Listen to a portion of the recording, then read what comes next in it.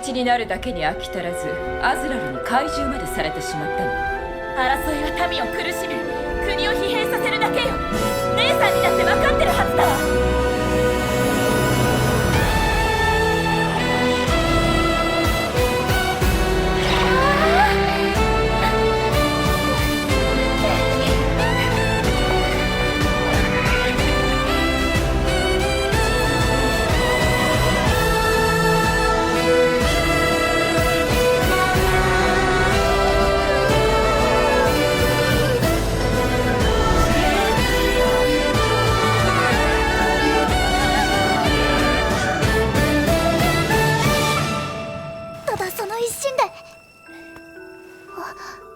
ありがとう。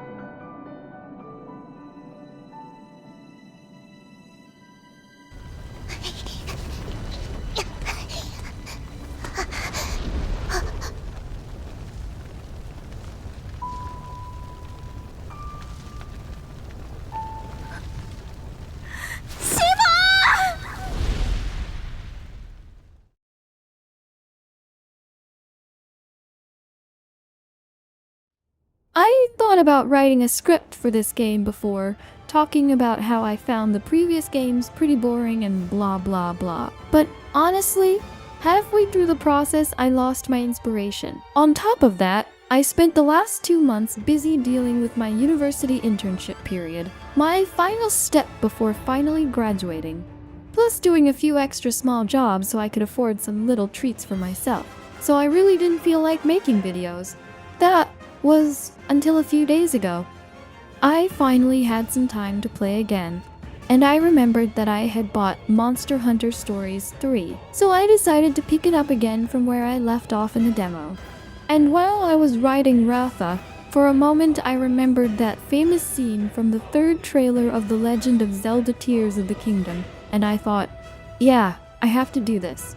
Since I was already in the mood to make a similar kind of video, I figured, why not also try talking about MonsterHunter Stories 3? So today, I'll be sharing my first impressions and whether I personally think it's worth it or not. Just keep in mind that I haven't progressed very far into the story yet, so my opinions might be somewhat incomplete. Still, I know the video won't disappoint you. There will probably be spoilers as well, so here's a small spoiler alert. With that said, let's start the video.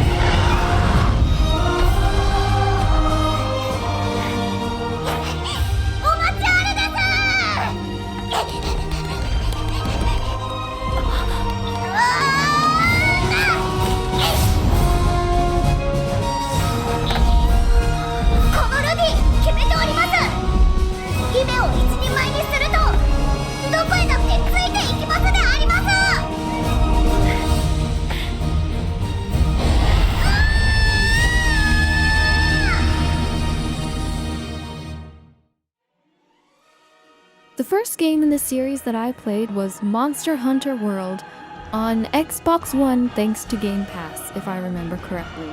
At the time, I honestly didn't like it at all and I didn't find it very fun at first.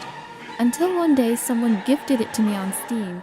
Gradually, I started to grow quite fond of the game. It's not one of my favorite games, but I definitely appreciate it. After that, I bought Monster Hunter Rise on PC, although I haven't played it that much. I also pre-ordered Monster Hunter Wilds, which to this day is one of my favorite Monster Hunter games and the one I was playing until recently. Taking advantage of some Nintendo eShop discounts, I also recently bought Monster Hunter Rise and Monster Hunter Generations Ultimate, and the one I've progressed the most in so far is Rise. Going back to the main focus of the video, the series we're talking about now, the Stories games, I had previously tried the demo for Monster Hunter Stories 2 on my Nintendo Switch Lite. Honestly, it caught my attention and I really wanted to play it, but the more I progressed and played, the more I realized it just wasn't for me. The worst part came right when you reached the first battle. It was easy to understand, but for some reason I found it extremely boring. Before buying Monster Hunter Stories 3, I decided to try the demo that Capcom released to see whether I would like it or not. The first time I saw it, I went in with pretty low expectations, but I was really happy to see that they had made an evolution in the anime style they use. In my opinion, it looks absolutely beautiful and fits the game perfectly. Since it was already very late on the first day I tried it, I stopped playing and didn't touch it again for a few days, until I remembered it would release on May 12th, and I wanted to be completely sure whether I would like it before buying it. Well, if you're watching this video, I think the answer to that is pretty obvious. Let's move on to the question that many of you are probably still asking even 2 weeks after the game's release. Is it worth it? トムなんてやっぱりレンジャーはかっこいいですね。 From a price standpoint, for me it's an absolute yes. At least here in my country, Mexico, the game costs 999 Mexican pesos, which is around $50. From what little I've played, you can already tell the game has a huge amount of content to explore and things to do. I've gone on Twitter and seen posts like, "This game doesn't have post-game? Are they seriously just going to leave me outside the final boss fight when I reload my save?" Here I'd like to touch on something. How surprising the gaming community has become when a new game releases. And I'm not joking.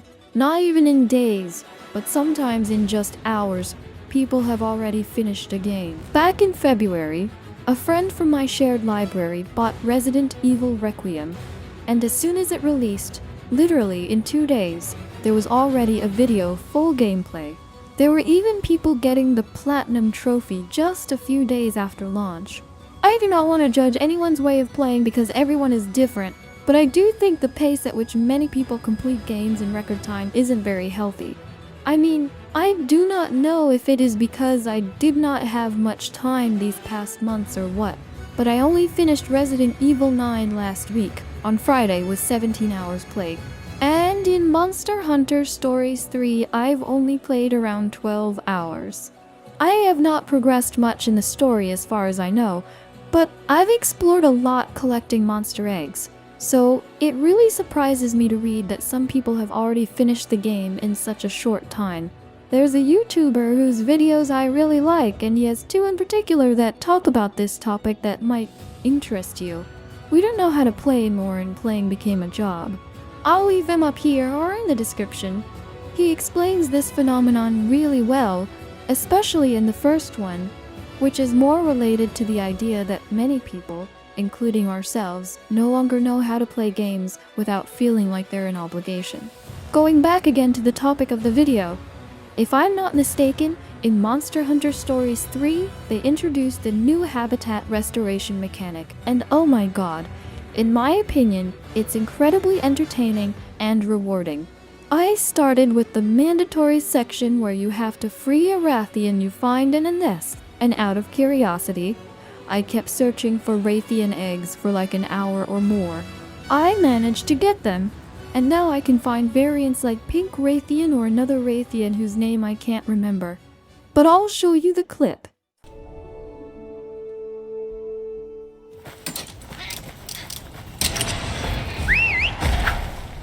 頼りにしてるね。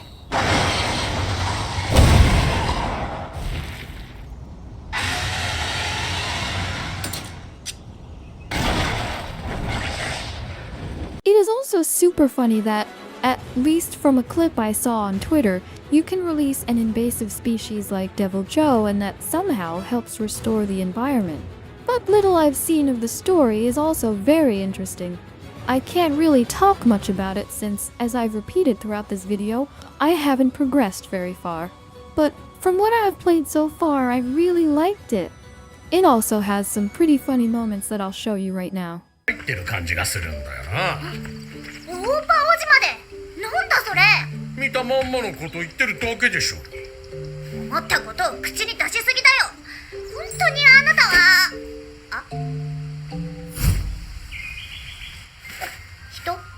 人だよ。何言ってんだ。そうじゃない。人。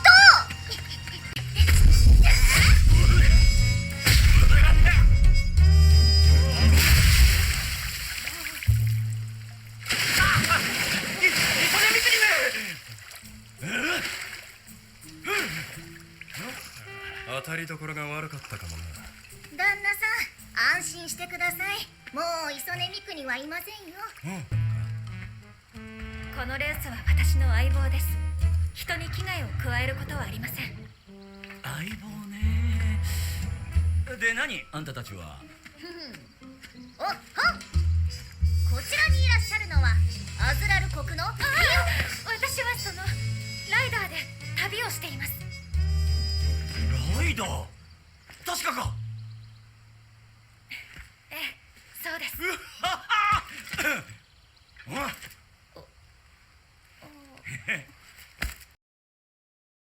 As for the battles, they're very straightforward.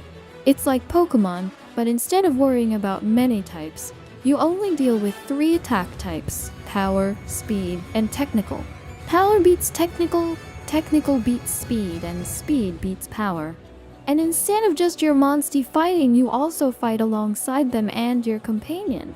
In my case, I've been traveling with Eleanor for most of my playthrough. The UI is more user-friendly too. I think they improved that a lot compared to the previous Monster Hunter stories.